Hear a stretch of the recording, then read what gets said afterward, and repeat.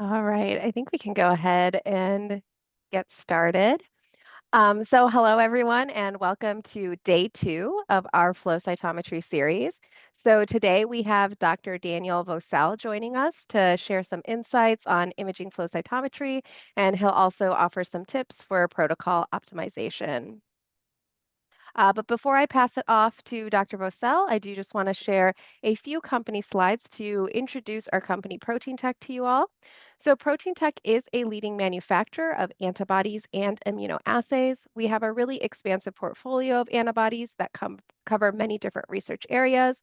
We also offer immunoassays such as ELISA kits and IHC kits, and we also have cell separation kits and antibody labeling kits. Within our Protein Tech brand, we also have our humankind branded cytokines and growth factors. And all our proteins are raised in human HEC293 cells so that you can be confident that they have the native folding, post translational modifications, and glycosylation that you would expect to see in human proteins, and that ultimately increases their bioactivity. We also have our Chromatec branded nanobody based reagents. So, nanobodies are about 10 times smaller than traditional antibodies, and they can bind to their targets with really high affinity, making them valuable for multiple applications such as immunoprecipitation, immunofluorescence, specifically if you're doing super resolution microscopy, as well as affinity capture and protein purification. And then lastly, we also have a subsidiary of Protein Tech known as Protein Tech Genomics, and they manufacture antibodies that are conjugated to oligonucleotides for single cell RNA sequencing. So, as a company that is driven by scientists, we are here to support the researchers and the scientific community any way that we can. So, our award winning products are self manufactured, and we offer the largest in house portfolio of antibodies for the human proteome. We also know the importance of product validation, and we offer open access validation data. When testing new products, we validate with relevant sample types, appropriate experimental conditions, and using knockout knockdown models whenever possible. Also, as antibody experts, we have in depth knowledge of immunoassay applications, and we can offer outstanding technical support for our customers.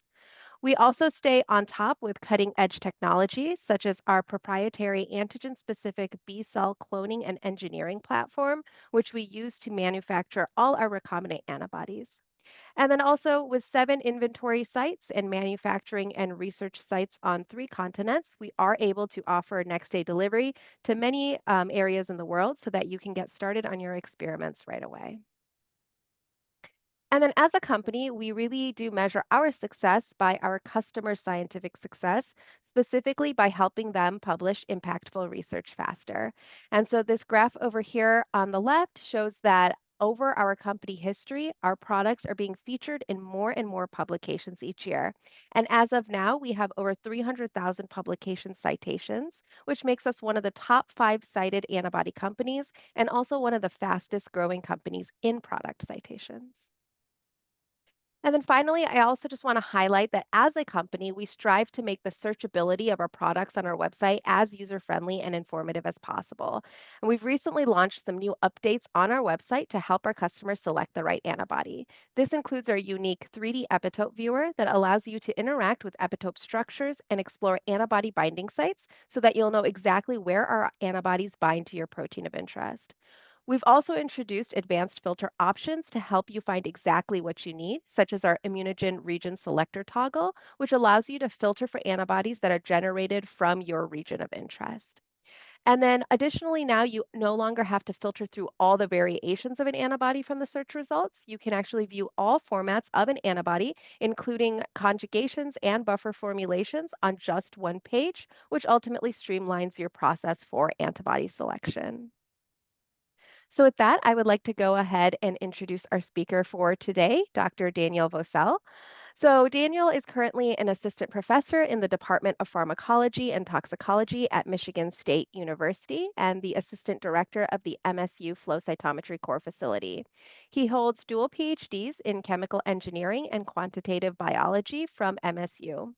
Dr. Vocelle is an accomplished leader in flow cytometry with a proven track record in core facility management, institutional strategy, and driving technological innovation. He has been recognized as an emerging leader and strategic influencer in cytometry advancements by the International Society for Advancement of Cytometry. And with multidisciplinary research experience, which spans immunology, genetic engineering, extracellular vesicles, and drug delivery technologies, Dr. Vocelle has played a key role in the development of next gen cytometry and imaging technologies. So, with that, I'll go ahead and pass it off to you. Thank you so much for being here and for walking us through some imaging flow material. Awesome, and thank you for that. Excellent introduction. Let's switch over to slides here. And let's see, are we good? Yep, everything looks good. Excellent. Awesome. So thank you all for having me here today. I'm excited to talk about imaging flow cytometry because I really think that it is on the rise. There's never been a better time to get involved. But briefly, my conflicts of interest. So in my facility, we have an attuned Cytopix, and I currently serve on the advisory boards for both Thermo Fisher and for NanoSelect on their Verlo. But to kick it off, the number one question I always get with imaging is usually who even needs images? And for that, I like to go back to a little bit of the historical context when I've been talking to people that have been in the field for a while and sort of the struggles that people have faced over time. When the first cell sorter came out that had 0 colors, there were groups that said, let's fly for grants and let's try to, get a fluorescent detector on there. And the reviewers always came back and said, nobody wants that, right? Like there's no use in looking at fluorophores, but they had to push things forward. And then we had the first sorter, right, that had 1 color. And it was the same thing. Let's do 2 colors. Why would we ever need two? Why would we ever need three?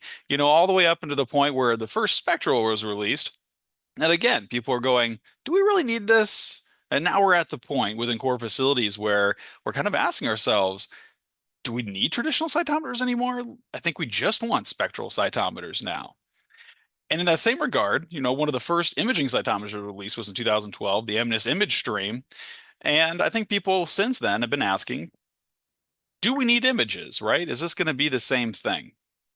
So with that first imaging cytometer in 2012, right, with the MNIS image stream, when this came out, everyone was excited, right? Microscopists said, this is great. I'm going to get my pretty picture on my microscope, and then I can do all of my data analysis on this instrument. Cytometrists were excited because, hey, this is running just as fast as a cytometer, and I'm going to get way more detail and information out of there. And so everyone went to their admins, they wrote grants, they tried to get these instruments, they got installed, and after about the first month of everybody using it, it seemed to kind of wane off, right? A lot of people were like, this may not be quite right for me. And so when I was getting into the field of imaging cytometry, I was really excited about it, and I was trying to figure out why some people seem to have sort of this hesitation. And I think it's important to address as we're looking forward for this technology. And so number one was the speed. While its max speed was 5,000 cells per second, practically people were running this around 100 cells a second. And that's sort of at that high throughput limit where the microscopists are going, I'm just going to stick with microscopy. The cytometrists are saying, there's no way I'm going to run that slow. And so right off the back, it it wasn't being used as much as people thought. You add on to that the analysis could be really complicated, right? 86 features, 22 functional masks, that's a ton of data. And often it would take, a good 10, maybe 20 hours to set up just a template to try to figure out which of these parameters are meaningful to the questions that you're trying to address. And so how it ended up being utilized was just as sort of a secondary confirmation or something that somebody already knew, or they would only run, their 1, 2, 3 more replicates, and then they'd be done. And I think that's why it had a place in the core, but it kind of sat in the back and it never really got the attention that it needed.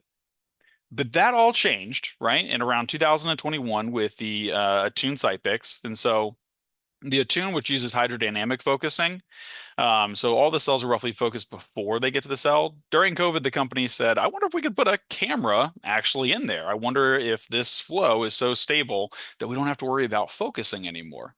And indeed it was.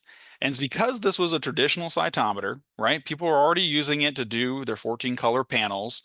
Now they got images and it was actually being done at 6,000 images per second. It was like, well, why wouldn't I take the images anymore, right? There's now no sacrifice to your workflow. It's a 20x objective, but these are some 2 micron bacteria that I'll talk about. The images were great. And for the first time, we were able to look at our data in real time without sacrificing anything. 2 years later, BD, right, they came out with a sorter that could use imaging. They found a way to go even faster, up to 10,000 images per second. And so now you've got the spectral, you've got the imaging, we got multiple types of imaging, and even fluorescent imaging, all wrapped into one. And it was such a leap forward and such a jump that I think since then, a lot of people have been sort of scratching their heads and going, what do I do with this? This is phenomenal. The blue laser And for beam those that is don't know how directed it through an works, this is real acousto-optic quick. deflector and split into 100 separate beams. The unique optics cause each beam to blink at its own frequency. As a cell passes through the array of beams, each beam generates a signal that is collected onto a photomultiplier tube. Frequencies are mathematically distinguishable, making it possible to separate each beam from the complex combined signal generated by a passing cell. The frequencies are constructed to produce a complete image. With BD CellView image technology, And isn't that just amazing to consider that now we're taking images, 10,000 images a second, and we don't even have a camera. And that's where we come to today in 2025, that there's now 10 imaging cytometers on the market. We've had huge leaps forward in the technology over the last 4 years that have taken us from sort of a niche, interesting little application to really being at the forefront of several fields in terms of what we can do. So again, for those who are just really unaware of how far we've come, again, we can go up to 12,000 images per second now, really high resolution. There are tons of parameters. The workflows have never been more simplified. And again, there's never been a better time to really do some amazing discovery with imaging cytometry. So to break down a little bit more of what we can do, I think it's important to understand, again, how some of these things work. A lot of the different instruments out there have these different types of transmitted light images that can be difficult for us as cytometrists to kind of wrap our head around. But this is a diagram that we're used to, right? We have different types of transmitted light. And we think about our forward and side scatter plots and go, there's a lot of information that I can get out of a forward and side scatter. And if we took that side scatter detector, replace it with an image, that's a dark field image. Our forward scatter, that ends up being a phase contrast. And if I just remove that obscuration bar, that would be roughly a bright field or a light loss image.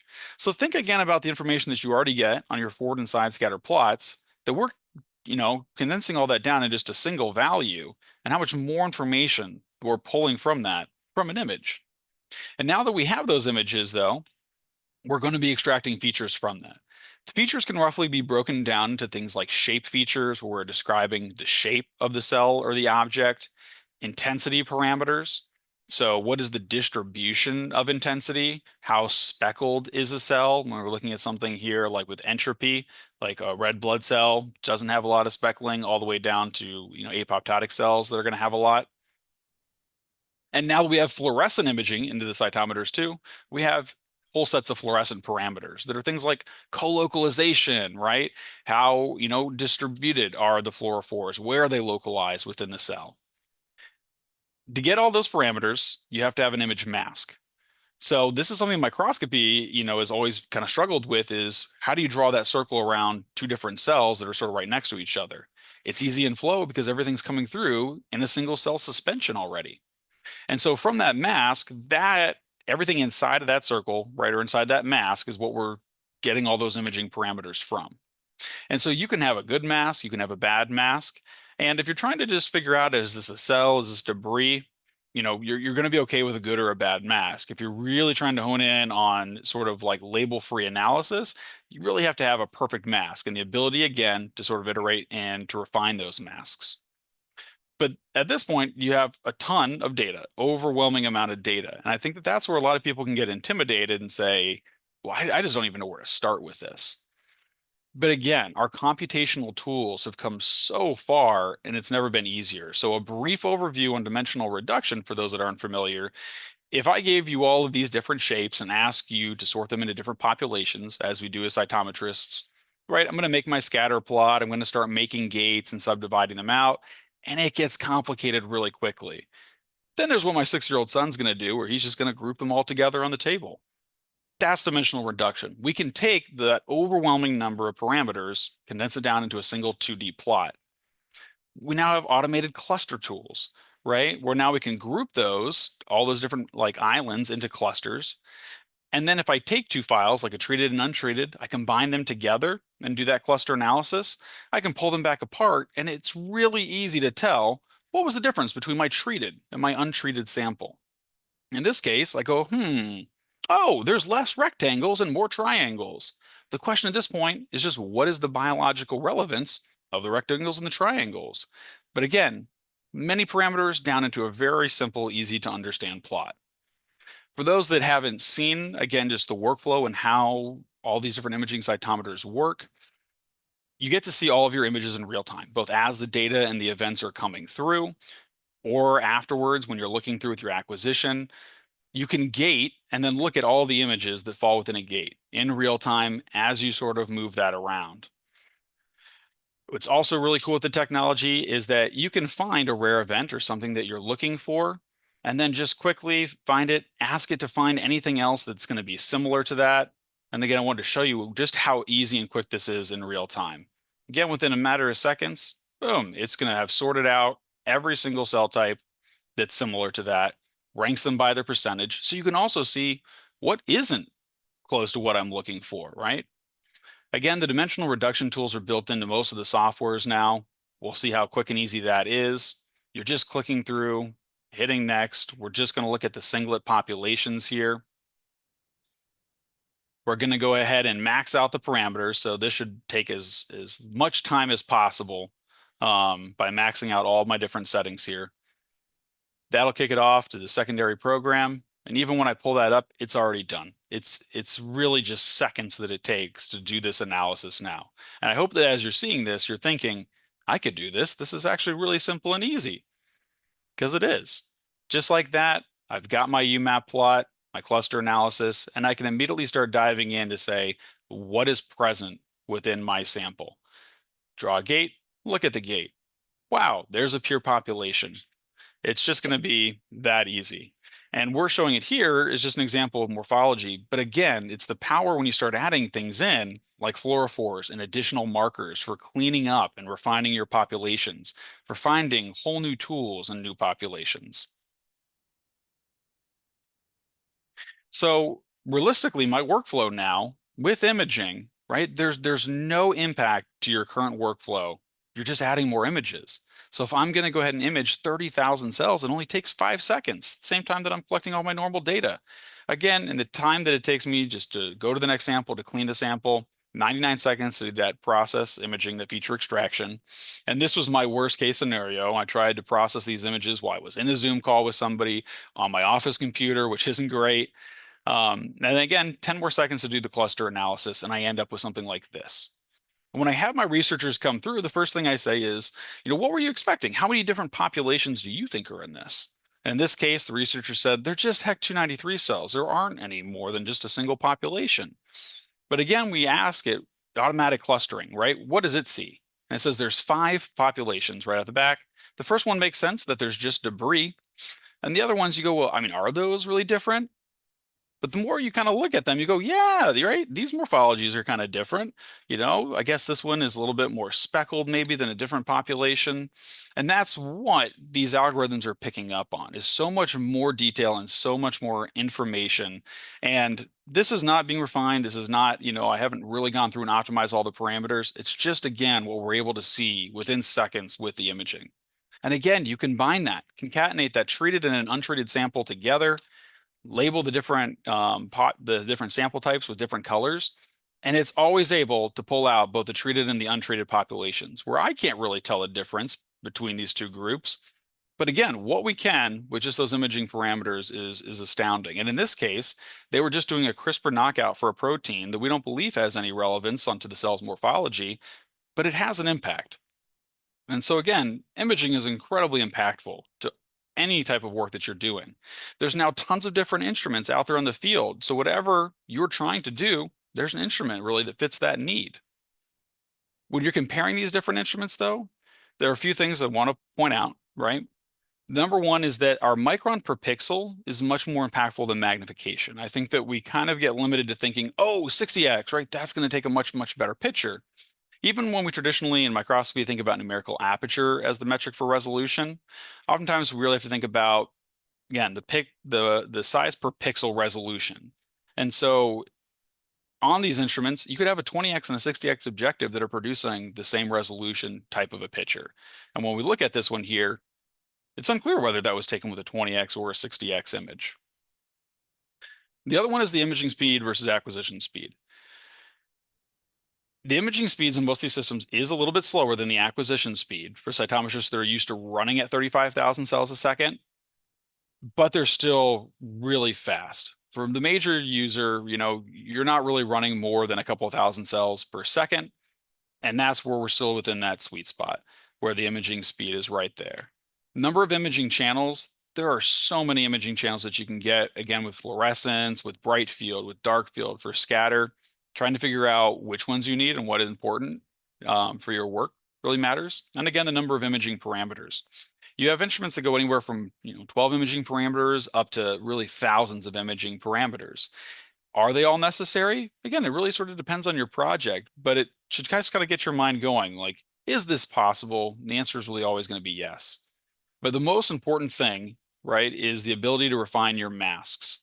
So if you're just stuck with whatever the default mask is going to be on your instrument, you really want to be able to dive in deeper to your analysis. It's important that you have the ability to retrain the software and to say, like, this is actually the cell. This is where the lines sort of should be.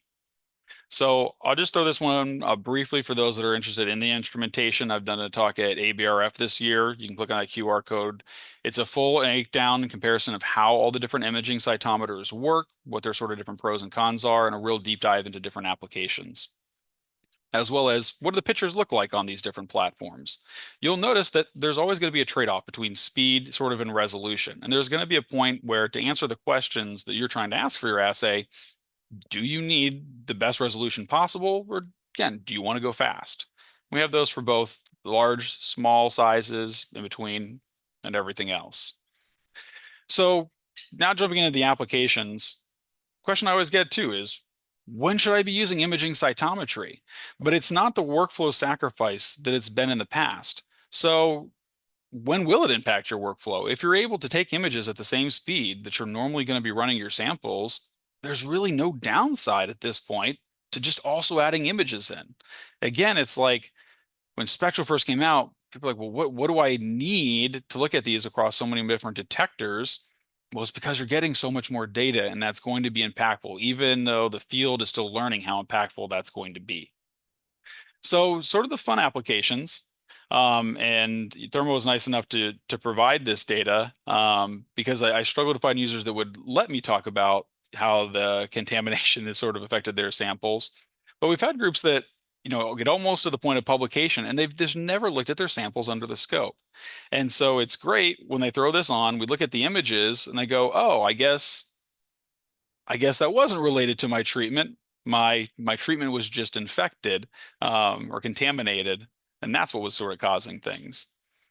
The other one is false positives. Again, as I'm using this imaging cytometry just constantly, and we have everybody kind of running through that to check their samples quickly, you start to see these same trends a lot, where false positives, there are things that make it through our singlet gates, our doublet gates, that make it through, our red blood cell gates or red blood cells that survive in lysis. And I can't tell you how often we look at these double positive populations. You look at the images and you go, how did that make it through? Or even just looking at them, you realize that it's actually not double positive. Like, there's a bunch of debris that's just sort of stuck on to the outside of the cell, right? There's something like here, you get these other little bits and fragments where it becomes just essential to, again, refine your populations and the ability to use those images. The other one, again, is just morphotyping, and this comes out of Yoonhee Lee's lab at MSU, where she was growing up a bunch of different cells and said, hey, let's just throw them on and see what we can do here. And just mixing multiple cell types together, again, with just the morphotyping, it is almost always able to pull out these different cell types and these different populations. And I think that when we really start to wrap our minds around that, we really start to understand just the full utility that imaging actually has. Another great example that I like to throw out is image-based sorting, sort of without an imaging sorter. And this comes from the lab of Nina Well at MSU, where roughly they're looking at these Pasteurella ramosa, these bacteria. They're unculturable. They only grow within these water fleas Daphnia, and they go through these really diverse morphological phases, from mustaches to cauliflowers to grapes and all the way back. And those are the technical terms for them, by the way. If you want to see the full details there, we have that talk available. But in brief, they said, can cytometry help? Can it help us isolate, these incredibly rare populations? And when we look at these on forward and side scatter or even autofluorescence, we could never see or identify these little tiny populations that existed. There aren't any dyes that we could use to target these bacteria. You can't make a transgenic model where they express something like GFP. But we could see them on the cytometer, right? I could see that little cauliflower there. I could then extrapolate that there are probably imaging parameters that I could use to identify and find these. When I throw that again into a UMAP and I get all my clusters, all those different populations immediately fall out. And we don't have an imaging sorter at MSU, but again, to show you just how powerful the imaging technology can be into your own workflows, because I could now identify that that cluster was that morphology, I could now look at autofluorescent parameters. I could look at fluorescent parameters, little subtle differences in sort of their binding efficiency, the binding ratios, where I could then take this onto any traditional sorter and then sort out all of those populations. So we did that for the cauliflower. We did it for every one of their target morphologies. But the other thing is, when you're collecting 1 million images within a minute, who knows what you're going to find? Because nobody's sitting at the microscope and looking at 1 million images, but the ability to process those almost instantaneously meant that we were able to find new morphologies that the whole field had never even seen before. And I'm coming back to the researchers and I'm going, well, I know you wanted to find these things, but is this group this one or is it that one? They're like, we don't know. That's something in between. So that's what we can do with bright field. And I hope that it's got your mind kind of, getting engaged here. Now let's just blow it out of the water and add fluorescence in, right? There's so much information there. And now we're just multiplying it by every new fluorophore that we add on. And, this I took from, Cytek's website in describing the image stream, which has been doing a phenomenal job at just showing, again, the potential of the technology in multiple fields, right? Whether you're looking at cell cycle, extracellular vesicles, microbiology and drug discovery, all of that's out there. And for those of you that are the microscopists have looked like there's variations. There's variations in co-localization within my populations. Well, now you go, I can now sort on that. I mean, it's just incredible, right? We're all looking into sequencing. We're all looking into metal distributions with mass spec and trying to dive in deeper into our single cell populations. What is the variations within what we thought were pure phenotypes? Now we have that ability, right, to drive in deeper. And so with these that have sorting, it's the ability to just quickly look and say, what is that? Oh, it's this. You have an image right there. It allows you to finally end that argument with somebody where you go, see, these don't look like cells, right? Or when you have that difficult complex sample that comes through and you're like, I'm not even sure if I'm in the right area, you know that you are. Again, think back to all the complications that you have had running a cytometer, running a sorter recently, and think, if I just had some images, if I had this extra amount of data, how many problems would that have solved? And then again, throw in your fluorophores on top of that. This is a simple example from BD, right, where they were, again, changing the distribution of the GFP within the Golgi apparatus, but I can see to the things that I've seen, and is that GFP expression, even when we're doing something as simple as a GFP positive sort, right, the localization of the GFP changes. It's never consistently right in one spot. Its distribution, its intensity, there are all these little slight variations. And it's when you have that conversation with somebody and you sort and they come back and they go, well, only 40% of them grew. Why was that? You can go look in the wells that you sorted. You can see the pictures and you can say, look, all the wells that didn't grow well had this kind of a distribution. Or you got some weird results this day, compared to the last time. Let's pull it up and look. Let's look at where your antibodies were localized. Let's look at where the fluorescence and the distribution changed. And again, I just think that this is so incredibly powerful that a lot of times people want me to say, how do I use it? And it's really just the wrong way to think about it. It's understanding the power of the technology and letting your own mind sort of wander and saying, how could I use this? Wonder what I would find in my own workflows. And what's exciting is that we're not just talking about this existing technology, but the field as a whole is continuing to move forward. And so there's actually what's on the future. We're going to have 3D imaging cytometers. I think that Zomp as a company is probably the closest to coming out. But if you look at sort of the Cyto showcases and innovators that are going to be featured this year, there's multiple 3D imaging cytometers. So it's not only that imaging cytometry is here to stay, it's that we're already iterating. We're already moving forward. We're already approaching things like super resolution at the speed of a cytometer. And it's exciting to think, what are we going to find? What are we going to find within our own existing workflows that we never expected? So when it comes to the tips and best practices now for imaging cytometry, by far, the biggest and best tip that I can give you is just to be open to the possibility of discovery. It's that idea of if you only have a 4-color panel and you're going through your traditional gating strategy, there are multiple combinations of those fluorophores that you're just not looking at, right? That's that power of looking at something with like dimensional reduction and cluster analysis is that, really there's no cell that's unaccounted for. Every population falls out.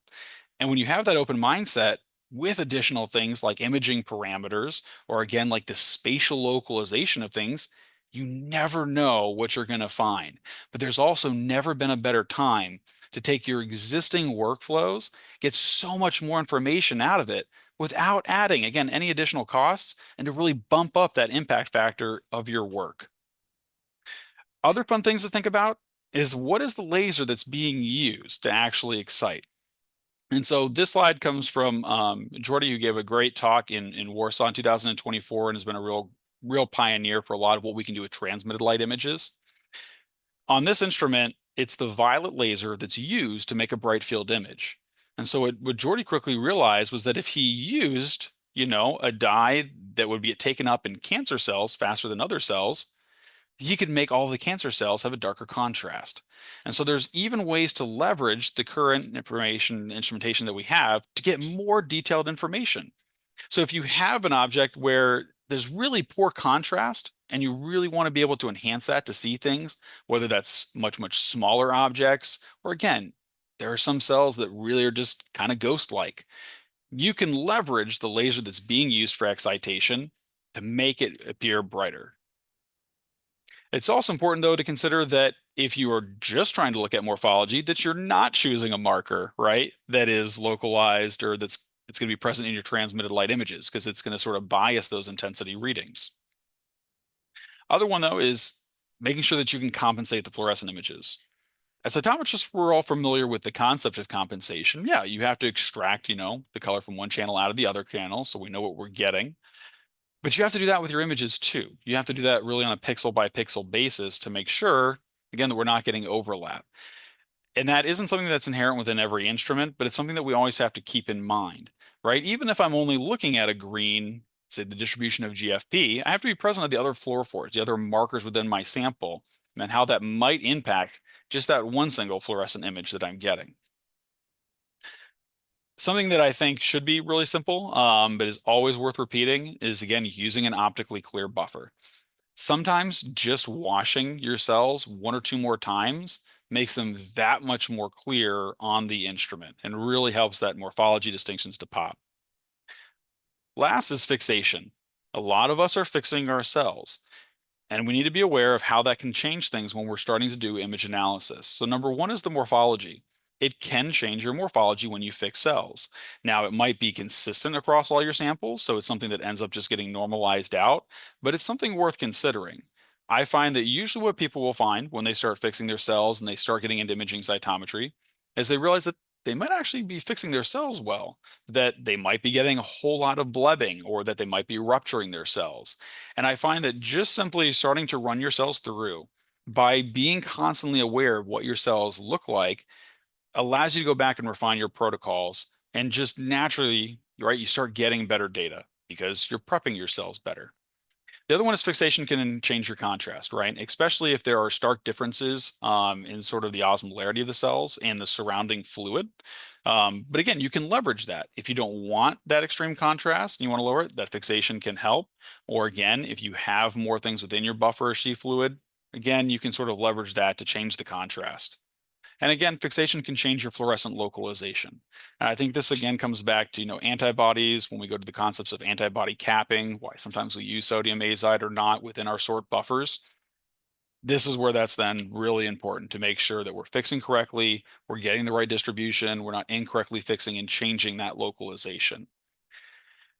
And that's what I think when we're thinking again, right, about the antibodies, the choices that we're using, it's essential that we don't have that off targeting. It's essential that we're really focusing on, am I truly representing what's going on? But we start to see that with more and more images that from day to day, you're like, this one just looked really weird, right? Maybe that the flow data was just slightly off. When you start seeing that there's fluorescent localization differences, right, it's just bringing up new questions. But that's me on my soapbox about imaging cytometry. But I'd love to hear what questions that you have and anything that I can do just to help you with your own workflows or to get excited about imaging cytometry.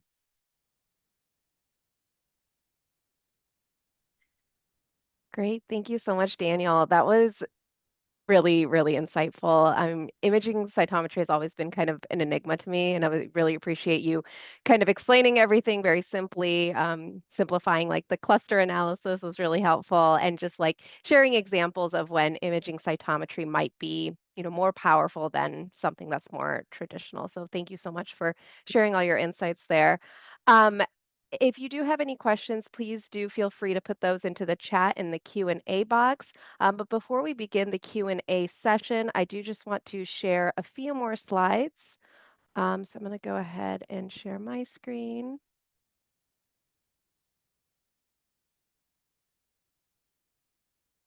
All right. So yeah, before we begin the Q&A, I just want to share a few slides on some of Protein Tech's offerings for flow cytometry. So in addition to, polyclonal and monoclonal antibodies, Protein Tech also offers a wide selection of recombinant antibodies that are validated in and optimized for flow cytometry. And all our recombinant antibody clones are carefully selected after multiple rounds of validation in order to identify clones that have the best signal intensity with the lowest background. And so this is going to include, let me get my laser pointer here. This is going to include antibodies from top-sided clones that are produced with rabbit and mouse host isotypes. So you still get the epitope and the binding affinity of, those gold standard clones, but on the recombinant backbone that fits your panel. Our R&D team has also genetically engineered new recombinant antibody clones that have optimal performance in flow cytometry, as well as antibodies that have a mutated Fc receptor binding domain, which eliminates the need for Fc receptor block. And these are known as our FC0 RAB antibodies, and I'll talk a little bit more about those on the next slide.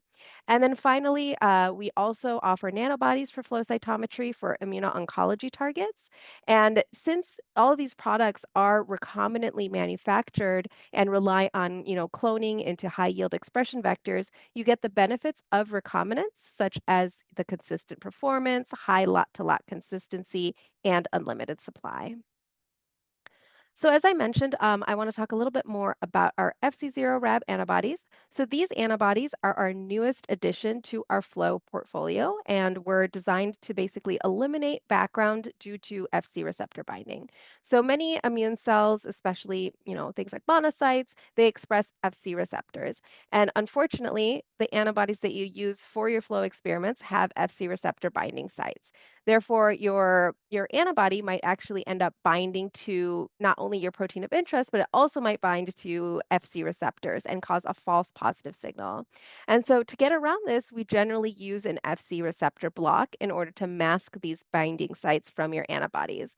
However, Fc receptor block not only lengthens your protocol, but it also doesn't completely get rid of the false signal. And you can see that really well here in this data where we're looking at CD3 and CD4 expression. So you see the CD3, CD4 positive cells population here, but then you see another cell population right below that also expresses CD3 and CD4 at slightly lower levels. And this is going to be your background from your FC receptor binding. So when you add in your block, you can see that you're able to get rid of some of that background. But if you utilize our FC0 Rab antibodies, you can see that that background from FC receptor binding is virtually gone. And that's because the FC receptor binding site on the antibodies have been mutated. Additionally, these antibodies also use our AccuBright site-specific stoichiometric conjugation so that we are in control of, the degree of labeling, the brightness of the antibodies, and we eliminate the possibility that the fluorophores are going to be binding to your antigen binding site. All of our FC0 Rab antibodies are going to also use an rabbit IgG backbone so that only one isotype control is going to be needed for your experiments. And all of our FC0 Rab antibodies right now are combined with top-sided and reliable clones. So next, I just want to talk a little bit more about our dyes. So our antibodies for flow cytometry are conjugated to either conventional dyes or our in-house Corelight Plus dyes. So our Corelight dyes are bright fluorescent dyes that offer high photostability and minimal fluorescent bleed through, which allows you to basically use several of these dyes in a single panel. These dyes are also equivalent in spectral profile to Alexa Fluor dyes, and they undergo stringent validation to ensure reliable results. In addition, we also have antibodies that are conjugated to conventional dyes such as FITC, PE, APC, and various other dyes. And you can see a list of all of our dyes here on this table. And this incorporates our Corelight dyes and additional dyes such as Atlantic Blue, which is going to be spectrally similar to Pacific Blue, and then also things like Cardinal Red, which is going to be spectrally similar to Texas Red. I also want to highlight our flexible antibody labeling kits. So unfortunately, a pre-conjugated antibody might not always commercially be available, or the ones that are out there might not fit into your panel. And in this type of situation, you might find yourself needing to conjugate your own antibody. So at Protein Tech, we offer a quick and easy solution for this, which is our flexible antibody labeling kits. So Flexible uses a high affinity linker, which allows you to conjugate your own antibodies in just 10 minutes, regardless of the antibody supplier or the antibody buffer composition. And so the way that it works is basically you have your primary antibody, and then you pipette in your flex linker, and your flex linker is basically going to have fluorophores that are covalently conjugated to it. And then within minutes, your flex linker is going to bind to the FC portion of your primary antibody. You then come in with the flex quencher, which we show here in purple, and that flex quencher is going to bind to any of your unbound flex linker, and then that's it. So then you have your conjugated antibody that's going to be ready to use. And because it's really simple and fast to do, Flexible allows you to basically easily rearrange your panel for all your multiplex experiments. And if you're starting with your panel design and you kind of need help with, designing that panel, Protein Tech also offers pre-optimized flow cytometry panels. And so these are listed over here at the bottom. And these panels were actually curated and optimized by our R&D scientists to detect specific subpopulations of cells. So for example, like T cells, B cells, or NK cells. And each panel is going to basically incorporate antibodies from top-sided clones. And it's also designed to have the PE channel left open so that you can easily incorporate your target of interest into your panel. And then finally, Protein Tech also offers supporting resources, reagents, and kits for flow cytometry, including isotype controls, secondary antibodies, viability dyes, cell health assays, and fix and perm buffers. We also have a wide variety of blogs covering topics from panel design, gating, and data analysis, as well as protocol guides and past webinars from internal and external speakers. I also just want to mention that as an attendee of today's webinar, you will receive two follow-up emails. The first will have a recording of this webinar, as well as a link where you can request a free sample of one of our FC0 Rab antibodies. This is going to be the 25 test size, and it's going to be from this selected list over here. I do want to mention that this is one sample for the entire series, so you'll be getting that follow-up email that will have a recording for the entire series. And then you'll also receive a certificate of attendance for this webinar as well. And we do ask that you please allow 1 week for these follow-up emails to be sent. But if you are eager to request your free sample, you can also scan this QR code and request it right away. And then I just want to mention that today's webinar was a part of our flow cytometry workshop series. So yesterday we had a webinar on selecting antibodies for flow. Of course, we had today's webinar, and then tomorrow we're ending with our PhosphoFlow webinar with Dr. Sharmila Biswas. So if you haven't signed up for that, make sure you do so. You can scan this QR code and go ahead and register that way. So with that, I think we can go ahead and begin our Q&A. If you do have any questions after the Q&A is over, feel free to email us at events@ptglab.com. And if Daniel's okay with it, you can email him directly too. I put his email right here, and I'm sure he would be also happy to help out any way that he can. And then if you liked today's webinar and want to learn about any of our upcoming events, please do follow us on our social media pages because we post about all our upcoming webinars on there. So with that, I will go ahead and pull up some of the questions. I saw that we had some questions popping up. So someone's asking, can you recommend which optically clear buffers to use or avoid? Is this different when imaging versus not? It's the same principles with flow cytometry. You can just get away with a little bit more. It's something like phenol red within your media, right? You can generally get by with that when you have a really bright green signal, but when you go again to do the imaging, that can change the contrast between your cells and your background. So when you really want those fine, distinct, like morphological features, sometimes it's worth just washing it once or twice more to really sort of match again the refractive index of whatever your sheath fluid is.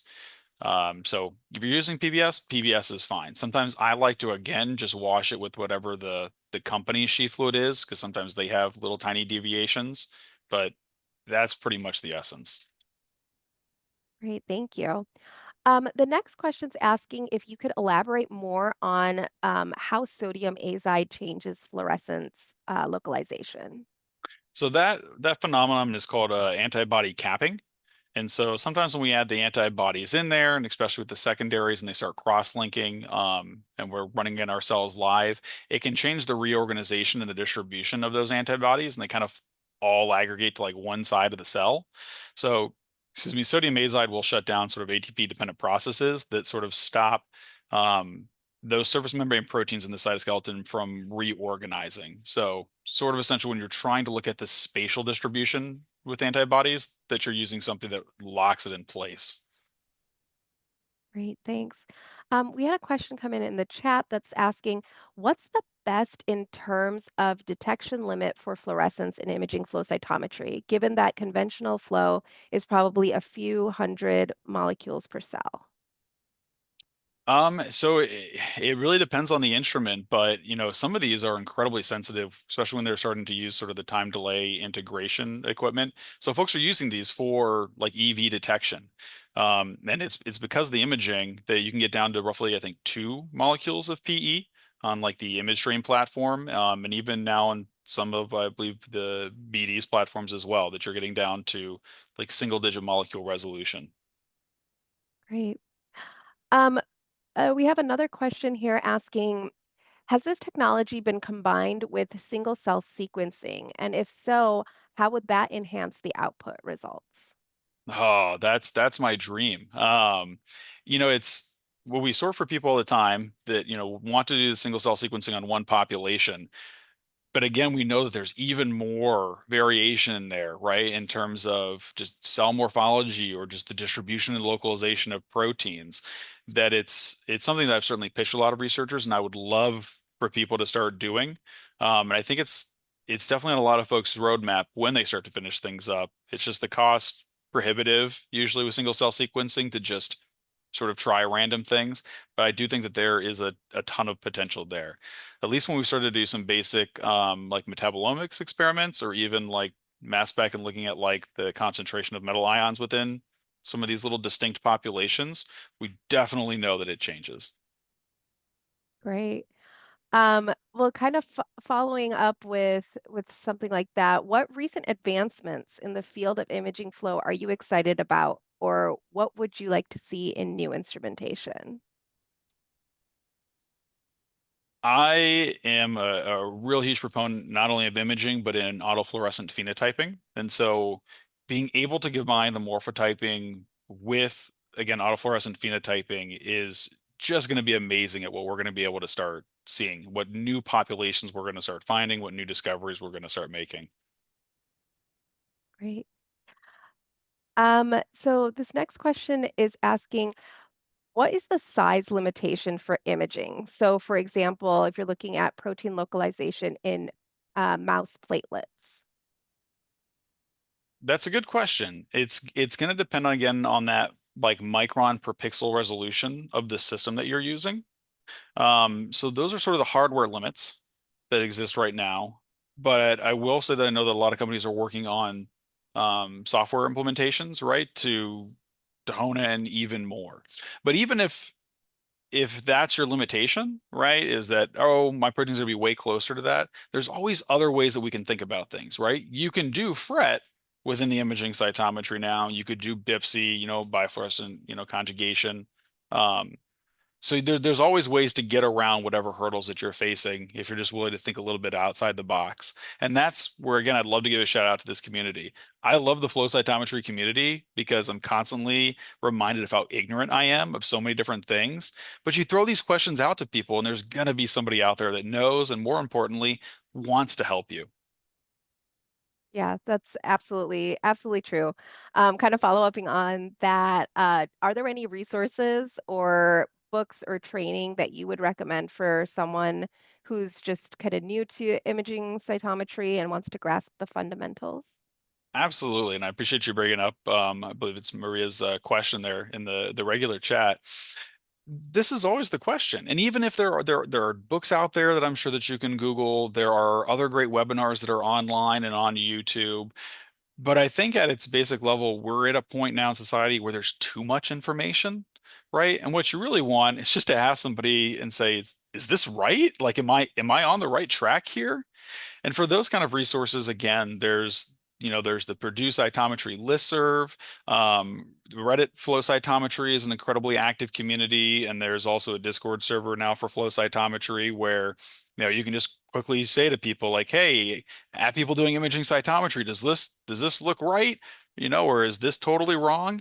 And again, it's a chance to connect with other people from around the world that truly just want to help you to learn and can point you again in more specific directions. Are there any conferences that you know of that are, imaging flow heavy? No, we haven't reached that critical mass yet, but it's one of the things that I worried about is that anybody that starts to hear about this, they're like, "Oh my gosh, this is awesome." And then when you start doing it, you're like, "Oh my gosh, this is great." I think we're going to hit a real critical mass soon where it's going to be the majority of a conference. Um, so we're getting there. It's always been a subsection of every conference, but also recognizing that cytometry is so diverse in terms of all of its field, but every major conference, whether it be Cyto, whether it be the annual course, whether it be the regional courses, or things that are going on within your own countries or communities across the world, usually there's a focusing on imaging cytometry, and that's a great way to get plugged in again to your community and the people that are doing really exciting things around you. Great. Thank you so much. Um, I think we have time for just a few more questions. So the next question is, does sample preservation affect the labeled antibodies in flow cytometry? It can. Again, that's why it's so important to do controls. If before I'm going to do like sample preservation, and I'm assuming that you're referring, to fixation, I do like to compare live, and what the distribution looks like, even if it's just in your own fluorescent microscope within your lab, to fixed, right? Look at it directly after you fixed. Does it look the same? But then I like to take those samples, stick them in the fridge for 3 days, and then pull them back out and say, do they still look the same? So in terms of fixation, if you're under fixing, right, they're going to look fine a few hours later, right after fixation, because you haven't fully fixed them. But 3 days later, those cells are going to die. They're going to start breaking down. If you've overfixed your cells, right, and you've started to really either change sort of the binding, or you're starting to degrade the fluorophores, or having other things going on, that's what you'll see immediately. So it's important to check, compare it to your live cells, but also check it at a few different time points. Great, thank you. I think we have time for maybe one or two more questions. So this next question is asking about file sizes. So are the size of the FCS files much bigger for the imaging cytometers? Of the FCS files, no. But they all have a kind of proprietary file type where it's the FCS and the image. But what's really nice is that you don't really have to save the images anymore. You do the feature extraction, like size, shape, those things, and it'll put that in to your regular FCS file. So a lot of my users take the pictures, they extract the parameters, and then they don't keep the images because they've gotten that relevant data from there. That keeps the file size small. I also have the opposite where the users are like, I don't care about fluorescence or anything. This is just a really quick, easy way for take a lot of pictures. And they have huge file sizes. And that's something that I think that we as a field are trying to figure out right now, is how we're going to address these just massive sizes of all this data. Sure. Okay, so the last question that I think we have time for um, is asking if you have any advice regarding imaging on the BDS-8, which uses the 488 laser for imaging and can cause an issue for autofluorescence in, for example, intestinal cells. Yeah, autofluorescence has always kind of been an issue, but I say embrace it. Um, what doesn't get used a lot on I think on the BD with that 48 laser is, again, your backscatter images, your light loss. Like, you can do all three of the transmitted light images. You're actually going to be able to see slight differences there with the autofluorescence. When you're trying to then add like a fluorescent protein or a fluorescent marker on top of that with the autofluorescence, it's just really crucial that you're picking something that's going to be exponentially brighter. On the BD, it doesn't do compensation. They're saying that it's going to come out, with compensation soon. But again, just being able to then make that distinction with, your controls that aren't stained, so roughly these are, the intensity levels that I should dismiss as sort of background, and then with your actual fluorophore. Great. Thanks so much. Thank you so much, Daniel. That was wonderful talk, wonderful Q&A. You were a great teacher, so we really appreciate you being here and offering your insights.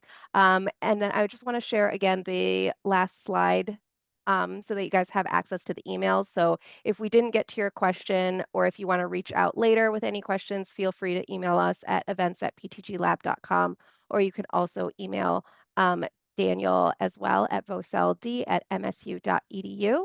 And I just want to thank everyone for joining. I'll go ahead and end the webinar here. And I hope everyone has a great morning, afternoon, or evening, depending on where you're tuning in from the world. So take